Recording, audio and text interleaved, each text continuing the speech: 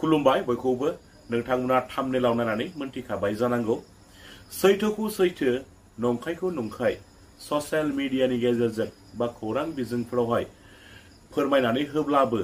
बुंफ्रुनानै होब्लाबो नंखाय बुंग्राफ्रा लाजि मोनो थगायनानै जाग्राफोरनि देहायावहाय नाङो रायजोफोर मोनथिबायना थांनाय साननै सिगाङाव आसाम आयेन आफादनि बुंथिगिरि मानबीर बिश्वजित दैमारी बिथाङा बिटिसिनि माखासे आयेननि सायावहाय बिथाङा बाथ्रा बुंदोंमोन खौरांगिरि मेलनि गेजेरजों बिथाङा फोरमायदोंमोन दा बिथांनि बैबायदि फोरमायनायखौ बिटिआरनि इएम रनजित बसुमतारी बिथाङा खौरांगिरि मेलनि गेजेरजों गोख्रों फिनजाथाय होफिनदों नोंथांमोना जोबजासिम नायनानै ला अब्लाना गासै बाथ्राखौ नोंथांमोना आबुङैनो मोनथिनानै लानो हागोन भिडिअखौ जोबजासिम नायनानै लाग्रो बेनि उनावहाय नोंथांमोननि गोसोआवहाय मा साननाय सोमजिदों नोंथांमोना कमेन्टनि गेजेरजों फोरमायब्लानो जाबाय बर' रिपर्टारफोरखौ आं जोंनि बिटिआर सरकारनि जानानै मानव गेदेर श्री प्रमद बर' बिथांनि सरकारनि सासे सोद्रोमा जानानै थामहिनबा सरकारनि बुंथिगिरि बा स्पक्सपार्सन जानानै नोंथांमोननि मिडियानि गेजेरजों दाखालि सानथामनि सिगां जोंनि मानव गेदेर आसाम लेजिस्लेटिभ एसेम्ब्लिनि स्पिकारनि बिटिआर सरकारनि सायाव बुंथिनाय फंनैसो बाथ्राखौ लानानै आं खेंफोरथि होनो नागिरदों खेंफोरथिया बेनो जे फार्स्टआव आं मोनसे बाथ्राखौ बुंनांगोन बर' हारिनि गेजेराव गिबि खेबनि थाखाय आसाम लेजिस्लेटिभ एसेम्ब्लिनि थामहिनबा भारत संबिजितनि जौसिन मासियाव मासि लानो हानाय मानव गेदेर बिथां बिश्वजित दैमारी बिथाङा गावनि पार्सनेल पलिटिकेल इन्टारेस्टनि थाखाय सासे कन्स्टिटिउसननि मुरिबि जानानै बिटिसि आरो बिटिआर एकर्डफोरनि खुनु गुदि बिजौ सं दाननाय लायालासिनो मोननैसो बाथ्रा बुंथिलांदों बेखौ लानानै आं दिनै सरकारनि सासे स्पक्सपार्सन हिसाबै खेंफोरथि होनो नागिरदों गिबियावनो बिथाङा मोनसे बाथ्राखौ नंखाय बाथ्रा बुंदों जे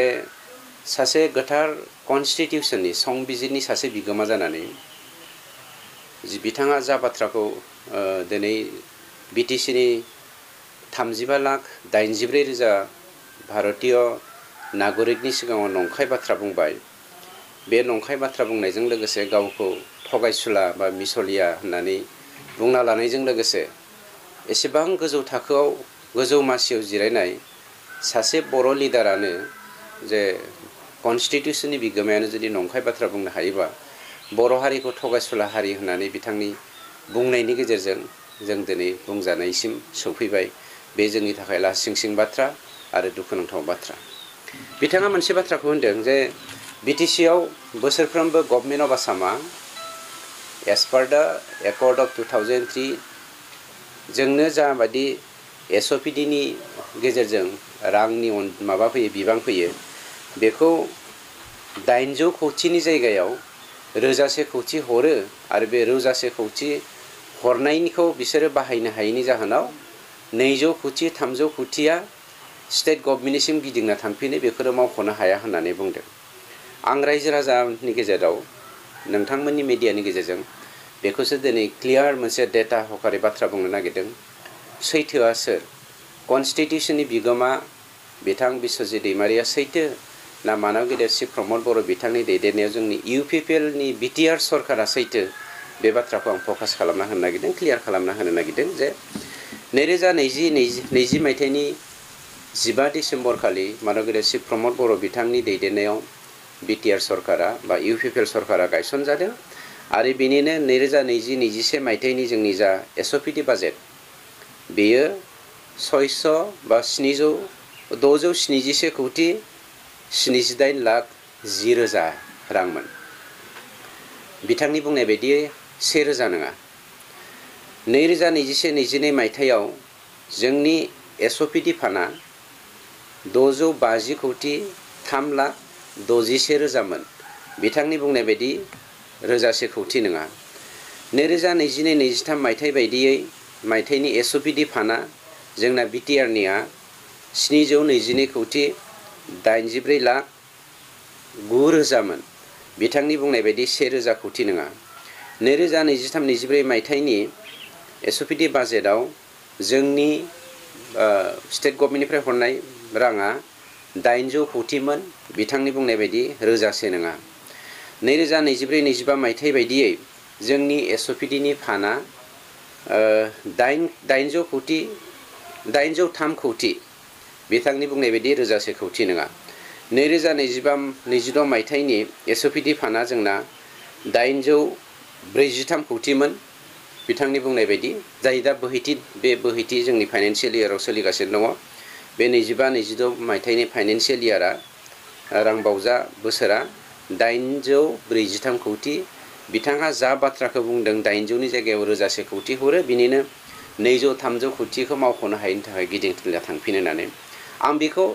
डाटानि सायाव बेस खालामनानैसो नोंथांमोननि मिडियानि गेजेरजों बे बाथ्राखौ स्पष्ट होनाय जादों 2 नाम्बाराव बिथाङा मोनसे बाथ्राखौ बुंबावदों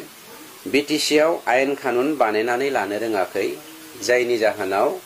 सिस्टेमेटिकेलि जोंनि सरकारा सासन खालामनो रोङाखै बिथाङा 4 बोसोर बारबाय स्पिकार जानाया आसाम लेजिस्लेटिभ एसेम्ब्लियाव बे 4 बोसोरनि गेजेराव जोङो गोबां आयेन बानायनानै स्टेट गभर्नमेन्टनिसिम हरबाय बे आयेननि गेजेराव बयनिख्रुइबो देरसिन आयेन जोङो पास खालामनाया जादों दा Bodoland territorial council land and revenue regulation application and amendment bill 2024 जायखौ जोङो थांनाय 2/7/25 एक्जिकिउटिभ काउन्सिलनि मिटिंनि गेजेरजों बे माबाखौ जोङो हरनाय जादों बा जों बेखौ प्रप'जालखौ हरनाय जादों एसेम्ब्लिनि गेजेरजों पास खालामनानै दानिया कुइसना फैदों जाय आयेननि दारै बावहाय लेन्ड एन्ड रेभिनिउबो मोनसे बाथ्रा हाबनानै फैदों जाय आयेननि गेजेरजों दिनै बिटिसिनि हा हुनि बाथ्राखौ बावहाय जोङो फोथांना लाखिनो थाखाय बा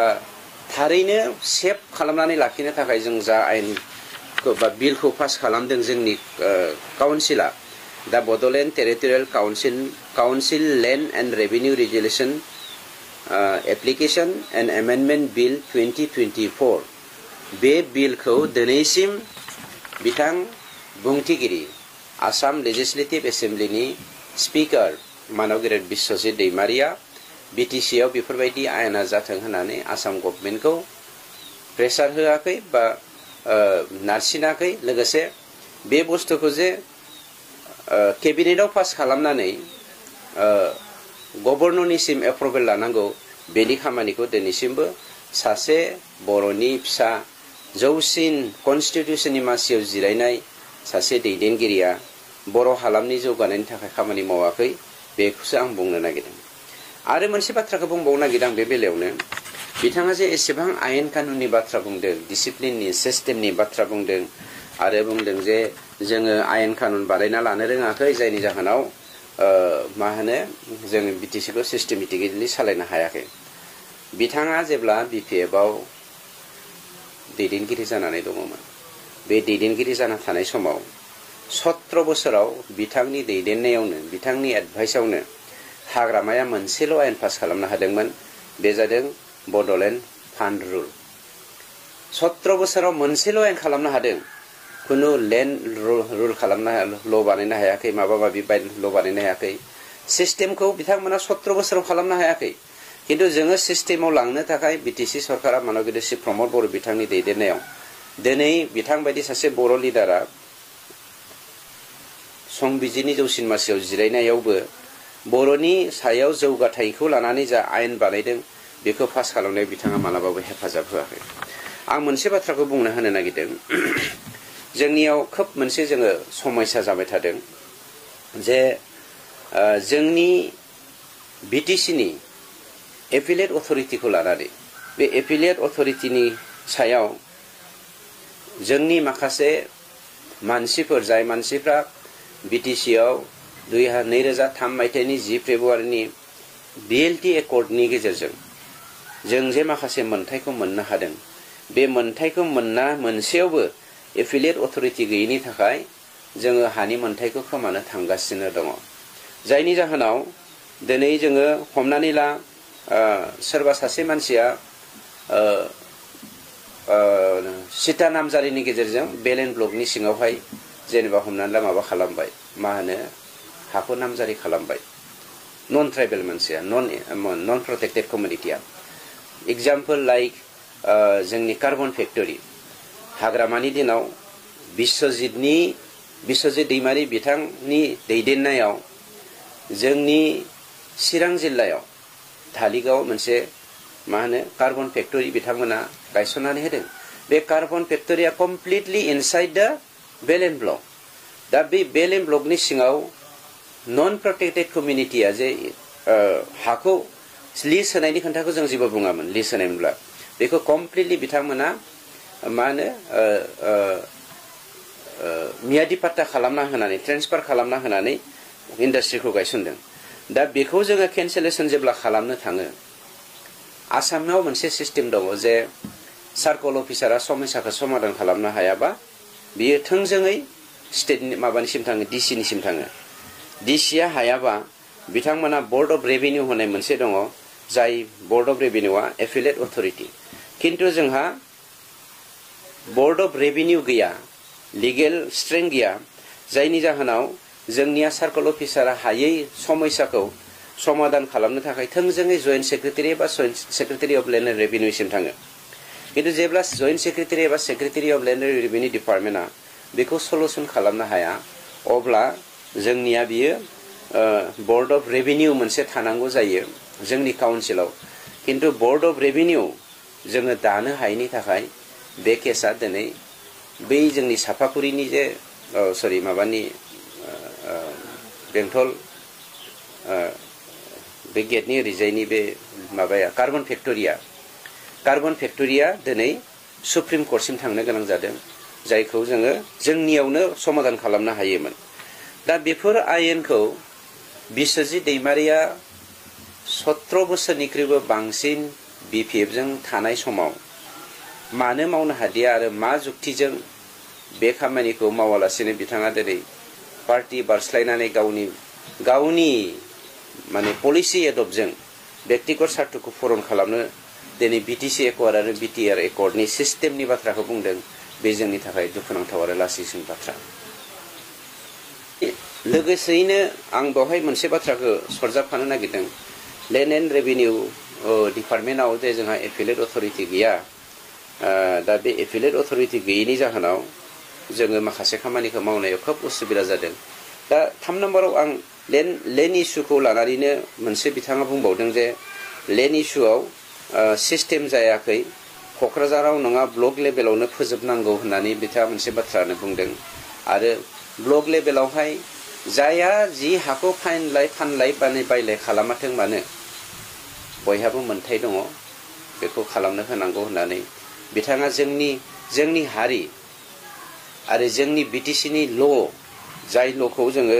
काउन्सिलनि एक्ट ल' होननानै बुंनो नांगोन एक्ट 2003 10 फेब्रुवारिनि जा जोंनो सुक्तिनि गेजेरजों जोंनो आयेन बानायनानै होलांबाय बे आयेनखौ भायलेट खालामनानै जे सिस्टेमखौ सिफायनो नागिरदों बे जोंनि थाखाय दुखुनांथाव बाथ्रा आं मोनसे बाथ्राखौसो नोंथांमोननि मिडियानि गेजेरजों बुंनो नागिरदों बिथाङा गावखौनो बिटिसि एकर्डनि मास्टार माइन्ड होननानै दिनैबो गुबुननि सिगाङाव बुङो सानसेखालि आंनि सिगाङावबो बुंदों बिटिसि एकर्डखौ गावनि दैदेननायावनो खालामजोबदों होननानै बुंदों नाथाय बेखौबो जों मानिदों नंगौ बे समाव बर' लिडारफोरा बिथांमोनानोमोन आरो बिथाङा अभारग्राउन्डनि जानानै जथेस्थ' खामानिबो मावदोंमोन बेखौ जों मिथिगौ किन्तु आंनि बुंनाया जादों बिटिसि एकर्डनि मास्टार माइन्ड जानानै बिटिसिनि आयेनखौ मोनथिया नामा बिथाङा जे बिटिसिआव मोन 19टा बेलेन ब्लक दङ बेयो completely protected land for protected community for protected people आरो बिनि अनगायैबो जोंहा एक्ट 2003 10 फेब्रुवारि दङ बिटिसि माने बिएलटि एकर्ड नैथि बर' एकर्ड बे नैथि बर' एकर्डनि गेजेरजों जायफ्रा बिटिसि एकर्डनि सिगां जोंनि बिटिसिआव दङ बिथांमोननो बोनाफाइड सिटिजेन हिसाबै मोनथायखौ होनाय जाथों किन्तु inside the Belen block even though it is he belongs to the BTC or citizen of BTC coming before the 2003 Accord, जोङो मोनसे बाथ्राखौ बुंनांगोन जे बेल एन्ड ब्लकनि सिङाव बिथाङा बेल एन्ड ब्लक क्रिएशननि सिगां मानसि जानांगोन होनबासो हानि मोन्थाइखौ मोनगोन। दाना कुइसना फैदों बिथाङा जा बाथ्राखौ होनदों दा गफुरनि मानसिफ्रा दिनै हमनानै ला जोंनि माबायाव फैबाय क'क्राझाराव हानि खामानि फैबाय। गफुर एरियाया बेल एन्ड ब्लक एरियाबा बे गफुर एरियानि बेल एन्ड ब्लक एरियानि हाखौ प्रटेक्टेड लेन्डखौ नन प्रटेक्टेड कमिउनिटिया जायफ्रा प्रटेक्शन जानायनि सिगांनो बा बेल एन्ड ब्लक जोनोम जानायनि सिगांनो फैयालासेनो उनावसो फैनाय बिथांमोना माबोरै हानि मोन्थाइखौ मोननो हागोन आरो बिथांमोना माबोरै जों हानि मोन्थाइखौ जोङो सोलाय सोल' खालामनो हागोन बेखौ साना हौवा बिश्वजित दैमारि बिथाङा जायखौ जोङो जौसिन कनस्टिटिउसननि मासियाव जिरायनाय होननानै आसाम लेजिस्लेटिभ एसेम्ब्लिनि होननानै जों गनायनानै लायो। बिथाङा जे जोंनि बर'लेण्डनिखौ मुलुगनि डास्टबिन हिसाबै बाहायनानै साफ्रोमबो मानसिनोनो हा बायलाय फानलायनि खामानिखौ ब्लक लेभेलावनो फोजोबनानै समाधान खालामनांगौ होनना बुंनाया बेसेबां माहारि सिबिसुला बे जोंनि थाखाय सन्देह दङ। 4 नाम्बाराव बिथाङा मोनसे बाथ्राखौ बुंबावदों जे मानगिरित श्री प्रमद बर' बिथाङा गोबां मिशन लानानै बिटिसिआव मोनफ्रोमबो डिपार्टमेन्टआव खामानि मावगासिनो दङ जेरै green Bodoland mission, pig mission, sericulture mission, handloom mission, गोबां मिशन जाय मिशनफोरनि गेजेरजों बर'खौ जोङो बर'लेण्डखौ जों मोथांखोर खालामफिननो नागिरदों। जाय मिशनफोरनि गेजेरजों बर'फोरखौ जोङो इन्डास्ट्रियास खालामनो नागिरदों। जाय मिशनफोरनि गेजेरजों बर'फोरखौ बा बर'लेण्डनि मानसिफोरखौ जोङो सेल्फ डिपेन्डेन्ट खालामनो नागिरदों। जाय मिशनफोरनि गेजेरजों जोङो बर'लेण्डनि मानसिफोरखौ लेखा गोरों खालामनो नागिरदों। जाय मिशनफोरनि गेजेरजों जोङो बर'लेण्डनि मानसिफोरखौ माने मुलुगनि जौगानाय हारिफोरनि जौगानाय कमिउनिटिफोरजों चेलेन्ज खालामनो हानाय मोनसे कमिउनिटि सृष्टि खालामनो हाथों होननानै Bodofa U N. Brahma IAS super 50 free coaching जोङो गायसनदों। बेफोरबायदि मिशनखौ मानो सिस्टेमेटिकेलि हाबाफोरखौ मावनो हायाखै होननाया मा बाथ्राजों बुंदों जोङो बुंनो हाया। मानोना बिथाङा बेखिनियाव मोनसे बाथ्राखौ बुंदों जे मिशन मुडखौ बिथाङा गनायना लादों खिन्थु मिशनखौ मावनो हायाखै होननानै बिथाङा सोंखारिदों। आं मोनसे बाथ्राखौसो बुंनो नागिरदों। बिथाङा जेब्ला राज्य सभानि MP जाबाय दंमोन आरो BTC एकर्डनि गेजेरजों जोंनि BLT बिदा फंबायफोरा जोंनि बर'लेण्डनि जौगाथायनि थाखाय जा पेकेज लाबोनानै फैदोंमोन बे पेकेज लाबोनानै फैनाय रांखौ सिस्टेम गैयालासेनो बाहायनो होनाया होमब्ला मास्टार माइन्डआ बिश्वजित दैमारिमोन होननानै जों दिनै मोनथिनो हादों। बावहाय जोङो BPFनि सोरबा मानसिखौ जोङो हाग्रामा सोरखौबासो सोंखारिदोंमोन। दा जोङो सोंखारिनो गोनां जादों जाय मानसिया होनदों I am the master mind of BTC Accord होननानै बे मानसिया बै जोंनि BLT बिदा फंबायफोरनि एकर्डनि गेजेरजों फैनाय पेकेजफोरखौ मिसइउज खालामनानै थांनाय 17 बोसोरनि खुंथायनि समाव हाग्रामाखौ 3000 crore लायबिलिटिस खालामहोनाया बे जोंनि बिश्वजित दैमारियानोमोन नामा होननानै जोंहा मोनसे दा सन्देह जादों। मानो होनोब्ला जोंनि नैबे BTC एकर्डनि गेजेरजों BTR एकर्डनि गेजेरजों बा थामथि बर' एकर्डनि गेजेरजों दे जोङो मा होनो 1500 कोटि दिनै मोननो हादों। बे 1500 कोटिखौ बिथाङा ओरैबायदि बेसलेस ओरैबायदि चिप पलिटिक्स ओरैबायदि निहात गोसोनि मानसि महरै जे बिथाङा मोनसे बाथ्राखौ बुंदों जे फरायसा आफादनो बेखौ दायित्व होनाय जादों। फरायसा आफादा बेखौ रल लानांगौ। बबेबा इउनिटआ बबेबा आनसलिकआ बबेबा डिस्ट्रिक्टआ बेफोरबायदि कमिउनिटि लुनांगौ बेफोरबायदि मावनांगौ होननानै जोंनि जा एस्टिमेटफोर बेखौ बानायना हरबानो 1500 कोटिखौ जोङो सम बायदि फोजोबनो हायोमोन होननाया माने ओरैबायदि मोनसे थार्ड क्लास केरेक्टारनि सेन्टिमेन्टनि माने बेसलेस मोनसे गियान गैयै मानसिनि राव जादों। 1500 crore बियो सोरबा आबसुनो हरनाय नङा, सोरबा BLTनो हरनाय नङा, सोरबा ANDBनो हरनाय नङा,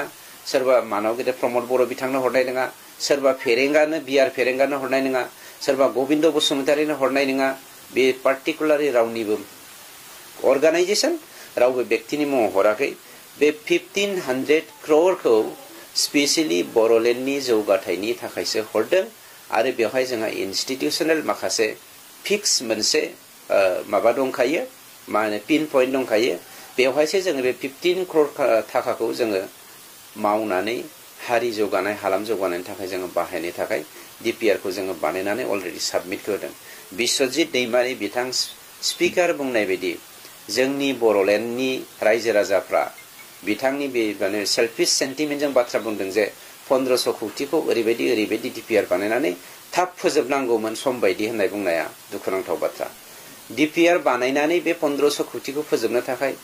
प्रमोद बर' बिथांनि गोनांथि गैया बिआर फेरेंगानि गोनांथि गैया गबिन्द बसुमतारी बिथांनि गोनांथि गैया बेखौ जोंनि बर'लेण्डनि हारि माहारिनिनो गोनांथि दङ जुदि जोंनि दिनाव जों बे खामानिखौ मावनो हायाखै बिथांनि साननाय बायदि जों जानो हायाखै बे गेदेर खोन्था नङा जोंनि उनाव जाय फैगोन जाय बर'आ दैदेनगिरि जागोन बेनो बे 1500 कौटिनि खामानिखौ मावगोन बाथियाव बिथाङा मोनसे खोन्थाखौ हालामारि राजखान्थि आरो हादोरारि राजखान्थि बे मोननैजों रिफारेन्स लाबोनानै रिजनेल एन्ड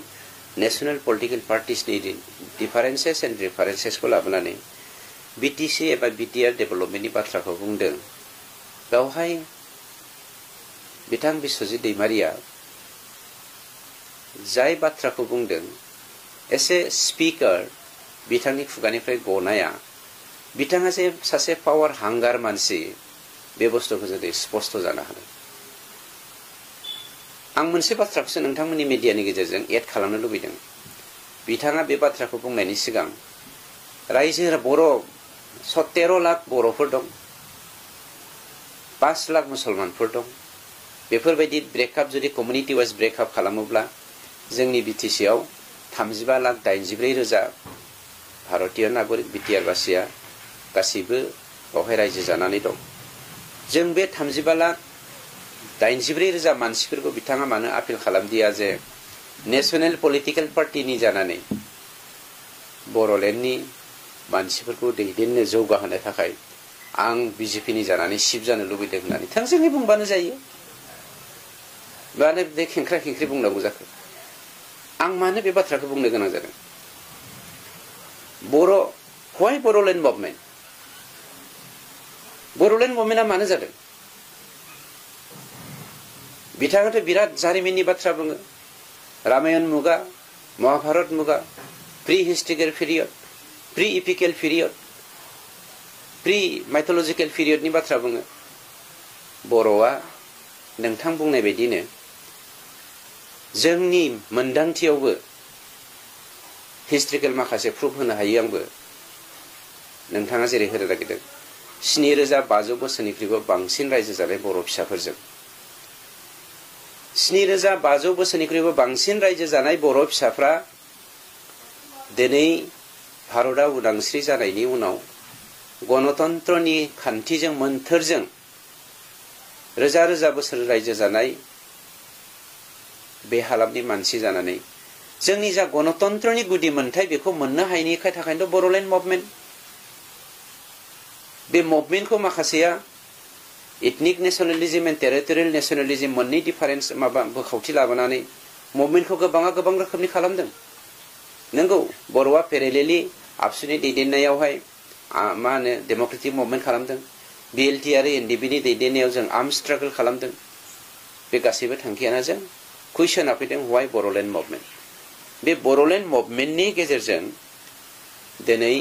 जोंनि जा मोनथाम सुक्ति जानानै थांबाय बे सुक्तिफोरनि गेजेरजों दिनै government of India government of आसामा स्पेसियेलि गावनि गाव खुंथायनि गेजेरजों जोंनि राव हारिमु थुनलाइ आसार खान्थिखौ फोथांनानै लाखिनायनि थाखायनोथ' दिनै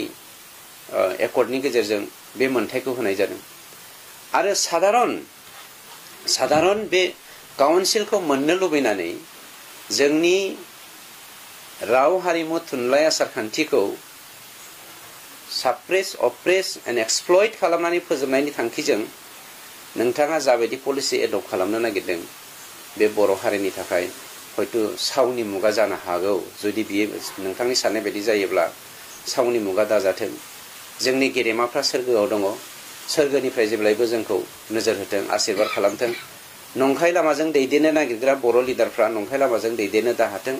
आंबो सावनि भागि जानो नागिरा आरो रावबो बर' फिसाया सावनि भागि जानो नागिरा दा मोनसे बाथ्राखौ जोङो बुंनांगोन जोङो नासयजानाय गादबजानाय सोबख'जानायनि फ्रिनि थाखायनो मुभमेन्ट खालामनानै जोङो बिएसि बिटिएडि बिटिआर एकर्डखौ खालामनाय जादों जै समाव जों बर'फ्रा सानदोंमोन जे जों बर'फोरखौ बिमा गदायनि फिसा हिसाबै नोजोर होदों आसाम गभर्नमेन्टआ नंखायनो जों मुभमेन्ट खालामनो गोनां जादों खिन्थु नोंथांनि समावबोथ' मोनसे काउन्टार रिभलुसन जादों नन बर' रिभलुसन बे नन बर' मुभमेन्टआ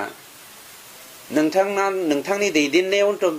नोंथाङाथ' माबानि बिपिएमनि लिडारमोन एडभाइजारमोन स्पक्स पार्सनमोन नोंथांनि दैदेननायावथ' नन बर' मुभमेन्टआ जादों व्हाइ नन बर' मुभमेन्ट व्हाट इज द रिजन व्हाट इज द इम्पेक्ट एट प्रेजेन्ट बेखौ जोङो साननांगोन मानोना नोंथांमोना नोंथांनि दैदेननायाव बिपिएफआ गुबुन जाति जनगोष्ठीखौ सेकेन्ड क्लास सिटिजेन हिसाबै नारसिननायनि थाखायनो नन बर' मुभमेन्टआ जादोंमोन नाथाय जोंनि दिनै मानव गेदेर श्री प्रमद बर' बिथांनि दैदेननायाव जोंनि सरकारा गासैबो जाति जनगोष्ठीखौ लानानै नोंथांमोना दे दा सम सम बबेबा जायगायाव सेकेन्ड क्लास कमिउनिटिखौ जोङो माने सान्ति गायसननो बा सेकिउर्ड होनो थाखाय दिनै जोंनि पार्टिया खामानि मावगासिनो दङ होननाय बाथ्राया दुखुनांथाव मानव गेदेर बिथां प्रमद बर'नि दैदेननायाव जोंनि सरकारा रावखौबो सेकेन्ड क्लास कमिउनिटि हिसाबै जोङो ट्रिट खालामाखै मानोना मोनसे बाथ्राखौ नोंथाङा गनायनानै लाया बे नोंथांनि खोन्था आसामाव गुबुन जिल्लायाव गुबुन स्टेटआव गुबुन इउनियन टेरिटरियाव इन्डिया बायदियाव दिनैसिम रावबो मानसिनि खर'आव मोनसे सिमां सोरजियाखै बे सानखांथि फैयाखै जे गासैबो बिटिसिनि 26टा जाति जनगोष्ठीनि राव हारिमु आसारखान्थिखौ फोथांनायजों लोगोसे बर'नि राव हारिमु आसारखान्थिखौ जौगाहोनायनि मिजिंजों दिनै मानव गेदेर प्रमद बर' बिथांनि खर'आव मोनसे सानखांथि फैदों जाय सानखांथिनि गेजेरजों पेरेलेलि गासैखौबो बोखोनो नागिरदों जायनि जाहोनाव भिजन मुड हिसाबै जोङो भिजन डकुमेन्टखौ जोङो बानायनो हादों जायनि गेजेरजों राव हारिमु आसारखान्थिखौ मोनफ्रोमबो हारिनि जोङो सेकिउर्ड खालामना होनो दोन जोङो हादों आरो बेनि अनगायैबो सासे बिमाखौ सासे सुबुंनि बिमाखौ मान मर्यादा होनो सन्मान होनो थाखाय बे बिमानि राव हारिमु थुनलाइ आसारखान्थिखौ जुगामि फोथांना लाखिनो थाखाय दिनै बिथांनि दैदेननायावनो जोङो गासैबो जातिनि रावनि जोङो मोनसे सोदोब बिहुं बहननो हादों रोजासेथा सोदोब आरो रोजासेथा बाथ्राखौ लानानै गतिके आं सानो नोंथाङा मिडियानि गेजेरजों जा सेल्फिश मोनसे मुडजों बर' हारिखौ आं नोंथांखौ बर'खौ बाथौ ब्रह्म ख्रिस्टियान सतसंगी कृष्णगुरु सा सानजा खोला सोनाब बोखावदों होननानै बुंनो नागिराखै खिन्थु नोंथांनि बुंनाया बिदिनो जानो थांदों